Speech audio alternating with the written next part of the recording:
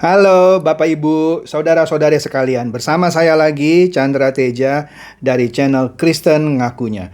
Channel yang membahas kekristenan yang murni, terbebas dari klinik dan pemahaman yang melenceng. Bagi Anda yang belum subscribe channel saya, silakan subscribe channel saya, tekan loncengnya agar Anda dapat notifikasi setiap kali saya mengupload video-video saya.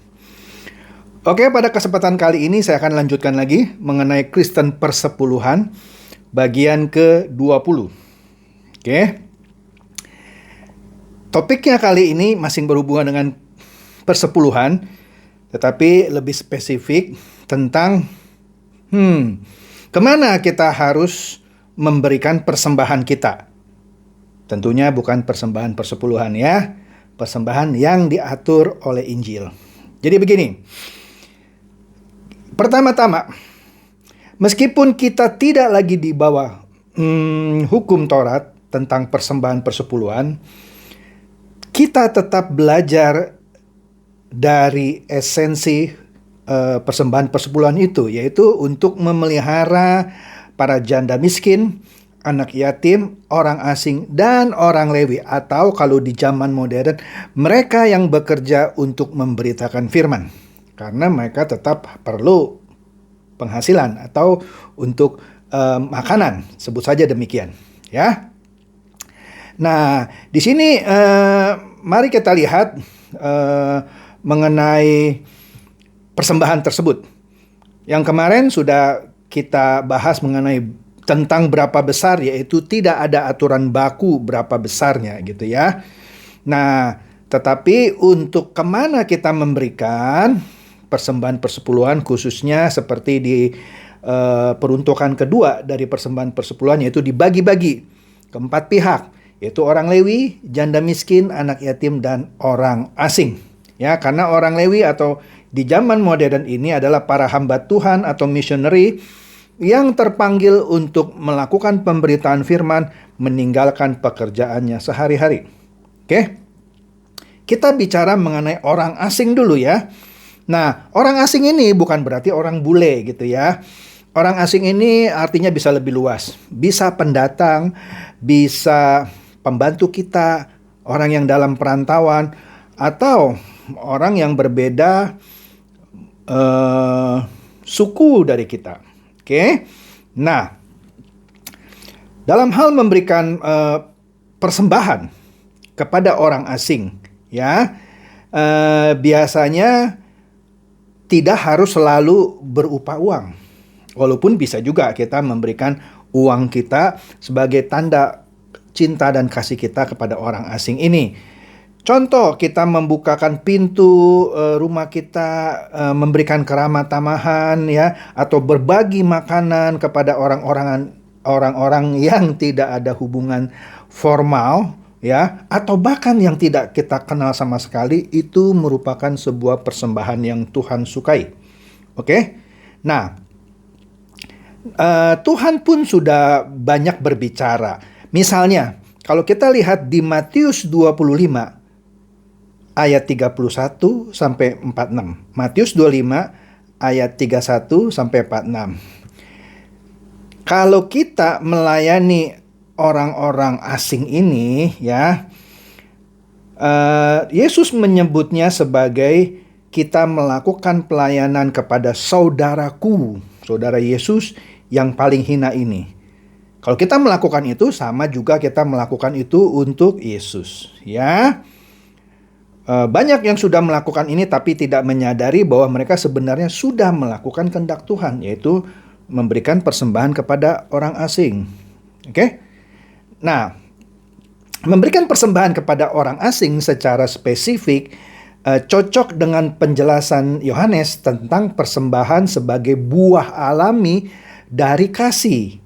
Anda bisa baca di 1 Yohanes 3 ayat 16 sampai 18, dan juga Anda bisa lihat di Ibrani 13 ayat 2. Oke? Yaitu jangan kamu lupa memberi tumpangan kepada orang, sebab dengan berbuat demikian beberapa orang dengan tidak diketahuinya telah menjamu malaikat-malaikat. Kemudian di dalam Roma 12 ayat 13 kita juga secara spesifik dan jelas diberitahu untuk melakukan keramat tamahan untuk orang-orang kudus. Dan di dalam 1 Petrus 4 ayat 9 kita juga diminta melakukan keramat tamahan kepada orang lain tanpa bersungut-sungut. Tuhan Yesus tahu bahwa itu tidaklah mudah. Yohanes juga menambahkan di 3 Yohanes 5 ayat 8 dan di 2 Yohanes 10 sampai 11 di mana ia memuji orang-orang yang bertindak sebagai orang percaya dengan berbuat segala sesuatu untuk saudara-saudara. Meskipun mereka adalah orang-orang asing, mereka memberikan kesaksian di hadapan jemaat tentang perbuatan kasih itu. Oke, lebih lanjut, keramat tamahan kepada orang-orang asing merupakan bukti kedewasaan rohani kita. Dan ini merupakan kualifikasi untuk para penilik atau penatua. Anda bisa baca di 1 Timotius 3 ayat 2 dan Titus 3 ayat 2. Dan para janda yang kehidupannya didukung oleh gereja juga harus menunjukkan kesediaannya untuk melayani Tuhan dengan melakukan perbuatan-perbuatan baik, termasuk ramah tamah kepada orang asing. Bisa Anda baca di 1 Timotius 5 ayat 10. Kemudian, Tuhan juga memerintahkan kita di Lukas 14 ayat 12 sampai 14. Anda bisa baca ya, saya nggak usah sebutkan ya. Lukas 14 ayat 12 sampai 14 dikatakan bahwa makanan dan keramat tamahan adalah persembahan, di mana jika dibalas dengan cara yang serupa bukan lagi merupakan persembahan. Nah, kita akan lihat tentang bagaimana perlakuan kita tentang orang-orang miskin, terhadap orang-orang miskin. Tetapi siapakah orang-orang asing yang cacat, lumpuh dan buta di Lukas 14 ayat 12 sampai 14? Itu bukan berarti sesuatu yang cacat fisik ya, tetapi orang-orang yang lemah gitu ya. Orang-orang yang lemah itu harus kita perhatikan. Karena di Roma 15 ayat 1 juga dikatakan kita yang kuat wajib menanggung kelemahan orang yang tidak kuat. Dan jangan kita mencari kesenangan diri sendiri. Jadi orang-orang yang lemah patut kita perhatikan. Inilah persembahan orang Kristen. Oke? Persembahan kita di sini haruslah termotivasi oleh kasih. Sebuah perhatian inklusif untuk semua tetangga kita. Oke? Terutama para janda miskin, anak yatim, dan orang asing, serta mereka yang terpanggil untuk meninggalkan pekerjaannya dan bekerja sepenuh hati untuk pekerjaan Tuhan. Dalam hal ini, para hamba Tuhan. Oke? Nah, jadi dengan demikian, kita perlu memperhatikan orang-orang ini seperti halnya dulu praktek persepuluhan yang untuk 4 pihak, yaitu orang yang memberitakan firman kalau waktu itu adalah orang Lewi, kemudian janda miskin, anak yatim, dan orang asing. Oke? Nah, seperti halnya pada perjanjian lama, Tuhan membuat 2 ketetapan untuk menolong mereka yang miskin. Satu cara yang sementara, satu cara yang permanen. Demikian juga halnya di dalam perjanjian baru.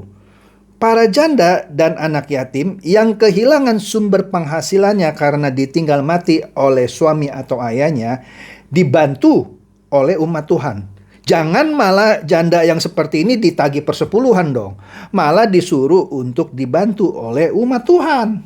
Ya, jadi keterlaluan lah kalau janda miskin masing ditagih persepuluhan. Orang dia berhak untuk persepuluhan kok, masa ditarik persepuluhan? Oke, kita lihat di Yakobus 1 ayat 27. Ibadah yang murni dan yang tak bercacat di hadapan Allah Bapa kita ialah mengunjungi yatim piatu dan janda-janda dalam kesusahan mereka dan menjaga supaya dirinya sendiri tidak dicemarkan oleh dunia. Oke? Nah, oleh karena itu kita harus belajar dari fakta-fakta yang sebenarnya juga diajarkan oleh perjanjian lama, fakta-faktanya ya. Oleh karena itu dalam pekerjaan sehari-hari, maksud saya dalam kehidupan sehari-hari,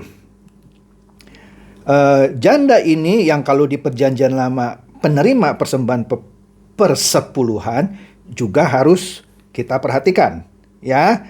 Nah, di sini kalau kita lihat di Kisah Para Rasul 4 ayat 34 sampai 35 yang berbunyi, karena semua orang yang mempunyai tanah atau rumah menjual kepunyaannya itu, dan penjualan itu mereka bawa dan letakkan di depan kaki para rasul, lalu dibagi-bagikan kepada setiap orang sesuai dengan keperluannya. Jadi kita harus memperhatikan orang sesuai dengan keperluannya. Inilah yang diajarkan oleh Perjanjian Baru, ya. Di sini kita bisa lihat contoh bahwa para rasul mereka berusaha untuk melakukan segala sesuatu sebagai pemimpin, ya, tetapi tidak mengambil keuntungan dari kepemimpinannya itu. Ketika ada suatu pekerjaan yang membutuhkan orang-orang yang penuh dengan roh dan hikmat, mereka tidak mengambil alih pekerjaan itu, maksud saya, untuk keuntungan, ya, tetapi untuk pelayanan masyarakat, ya. Paulus juga kemudian menulis kepada Timotius sebagai bagian dari bagaimana menata gereja dengan benar. Dikatakan di sini, hormatilah janda-janda yang benar-benar janda. 1 Timotius 5 ayat 3. Maksudnya janda-janda yang miskin, yang perlu ditolong. Oke. Kemudian jika seseorang dikatakan ya di dalam konteks ayat tersebut, jika ada seseorang yang tidak memelihara saudara-saudaranya, apalagi seisi rumahnya, orang itu murtad dan lebih buruk dari orang yang tak beriman. Jadi ya orang-orang yang seisi rumah kita, baik itu pembantu, famili, ya harus kita pelihara dengan baik. Itu juga salah satu bentuk persembahan kita kepada Tuhan, ya. Sehingga di sini dikatakan juga bahwa mereka yang memiliki anggota keluarga yang janda, hendaklah ia membantu mereka, maksudnya janda ini, supaya mereka jangan menjadi beban bagi gereja. Oke? Sehingga gereja dapat membantu mereka yang lebih membutuhkan. Oke? Jadi ya kita harus ambil bagian dalam memberikan persembahan kepada orang di mana kita mampu. Oke? Kemudian Paulus juga mengajari cara yang permanen untuk mendukung para janda, seperti sanak saudara terdekat Rut sebagai penebusnya yang telah kita lihat pada pembahasan di Perjanjian Lama. Paulus menambahkan bahwa hanya janda yang berusia di atas 60 tahun dan hanya satu kali bersuami yang akan didaftarkan untuk menerima dukungan permanen. Dan yang lebih muda agar kawin lagi. Iya kan boleh. Anda bisa baca di 1 Timotius 5 ayat 4-16. Jadi 4 pihak yang disebutkan di Perjanjian Lama sebagai penerima persembahan persepuluhan tetap harus kita perhatikan. Yaitu siapa saja? Orang Lewi yang akan saya bahas besok. Yaitu para hamba Tuhan. Bagaimana kita memelihara hamba Tuhan, terutama yang benar-benar full time meninggalkan pekerjaannya menjadi hamba Tuhan sepenuh waktu. Nah, mereka kan perlu hidup, ya, perlu penghasilan. Nah, itu akan saya bicarakan besok. Tetapi yang di sini tadi saya sudah bahas mengenai pemeliharaan tanggung jawab orang Kristen terhadap janda miskin, anak yatim, dan orang asing. Oke? Semoga pembahasan ini mencerdaskan dan mencerahkan Anda semua. Silakan share video saya ini kepada teman-teman, sahabat, atau kerabat supaya mereka juga boleh tercerahkan. Shalom.